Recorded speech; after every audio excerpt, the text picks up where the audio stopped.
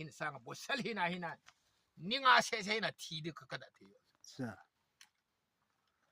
เฮาโซลาไลเกนเทเป็นตาก็ฮิจูเฮาโซลาไลเกนเทเป็นตาก็ฮิจะก็เซ่จูเฮาโซก็มา